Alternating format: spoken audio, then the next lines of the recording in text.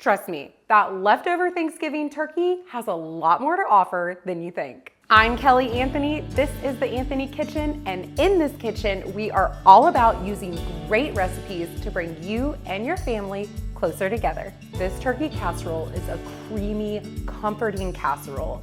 It comes together really easy with a homemade cream of mushroom sauce, no condensed soups here. This sauce is really what makes the casserole, and it's going to be extra delicious because of it. The recipe starts with these button mushrooms. We're just gonna give them a good rough chop. I grew up with a really busy working mom, and so we were no stranger to condensed soups growing up. But I am telling you, it is so easy to make this sauce from scratch and exponentially better. Okay, all done. That took no time at all, and guess what? It's the only chopping that you have to do in the entire recipe. Now what we're gonna do is move it over to the stovetop. We're gonna melt down some butter. Once the butter is melted down, you'll add the mushrooms, and you're just gonna saute them until they're cooked through. Then you'll add in the flour and just stir until those mushrooms are good and coated. At this point, you'll start adding in the chicken broth, one big splash at a time, stirring after each and every addition.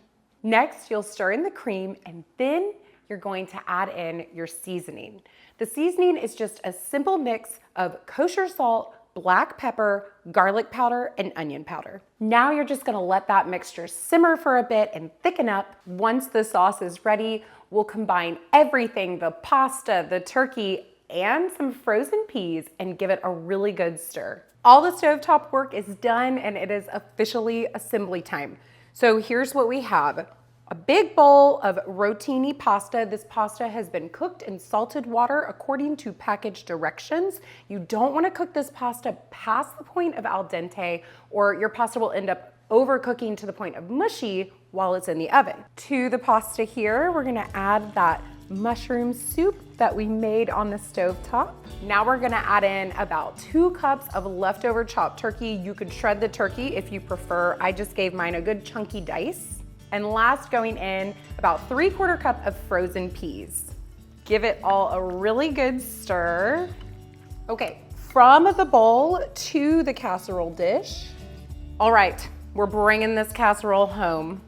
For the topping, we're gonna use panko breadcrumbs. Panko breadcrumbs are the crunchiest breadcrumbs, and they are absolutely perfect in contrast with all those tender noodles and turkey in the casserole. We're also gonna add in some Parmesan cheese, 1/3 cup, and then to help it brown up beautifully, some melted butter. You guys do not need to worry about memorizing any ingredient quantities.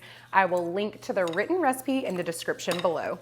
I'm just using a fork to get that butter evenly distributed and mix up the panko and the Parmesan. All that's left is to sprinkle this over the top.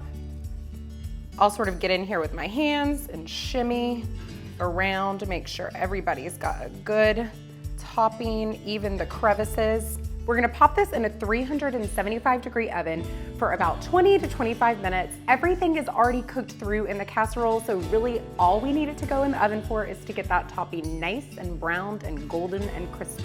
This casserole is all finished, looking totally golden, gorgeous, and smelling amazing. And y'all, because of the pasta in here, this casserole is extra hearty, and this will last our family of 4 for at least 2 nights. At least. If you really dig on comfort food casseroles, be sure to check out my $1 million spaghetti next. It's everything you know and love about spaghetti, only with lots and lots of cheese.